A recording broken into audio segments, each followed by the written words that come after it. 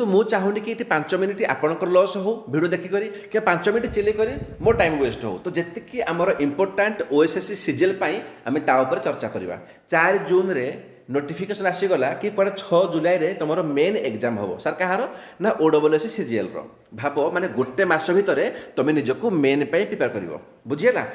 6 जुलाई रे mathematics test 7 जुलाई रे तुम कंप्यूटर टेस्ट हम तापर 8 जुलाई रे तुम पेपर 1 पेपर 2 हम देख जो मैंने यही वर्ष बहुत कष्ट प्री पाइज जस्ट भाव टिके भाई गोटे मस भितर तुमको एत सारा प्रिपेरेसन करा पड़ो ताने कौन ताने आम यहीटा शिखीगले कि जदि आज बाहागर अच्छी जदि मुझे आज बैगण लगेबी तो से फलिया पसिबल नुह किंतु जदि पसिबल नुह आम तो कष्ट कर प्री पाइजे तो आम ताप कौन करवा मुझे बाट कहबी ता आगुरी मुझे चाहिए कि जो मैंने 2027 परीक्षा दौच कौन ना 2027 परीक्षा दब तुम्हें एबे चेक कर कि 4 जून रे तुम आसला नोटिफिकेशन कि तुम 6 जुलाई रे परीक्षा हे ताने तुमको 1 मंथ टाइम मिलूँ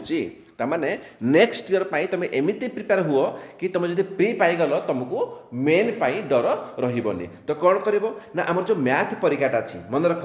जो मैथ परीक्षाटा 6 जुलाई रे हम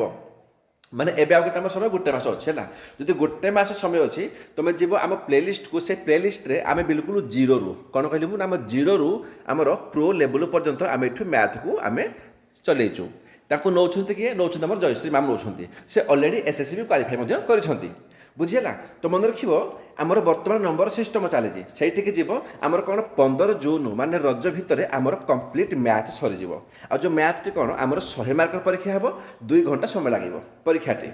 6 जुलाई 10टा नहीं बाटर परीक्षा हम जो कौन ना गोटे क्वेश्चन तुम भूल हो गले तुम 0.25 मार्क कटिज आ तुम 50 मार्क हो क्वालिफाई मार्क से भाई कौन 7 जुलाई रे तुम कंप्यूटर स्किल टेस्ट हम ये कि 50 मार्क हम माने 50 क्वेश्चन तुम 50 मार्क हम ये सेम जिन जदि तुम कौन गोटे भूल हो तुम 0.25 कटिज कि मन रख जो मैंने कंप्यूटर टेस्ट पास करेंगे कनसीडर कौन ना आमर जमी ऑडिटर पोस्ट होगा इन्स्पेक्टर ऑफ सप्लाई होगा आम स्टेट सुपरवाइजर होगा बीएस होगा माने यही सब पोस्ट पाई कनसीडर करा से भाया जो मैंने मैथ रे पास करेंगे कनसीडर करा ऑडिटर पोस्ट पाई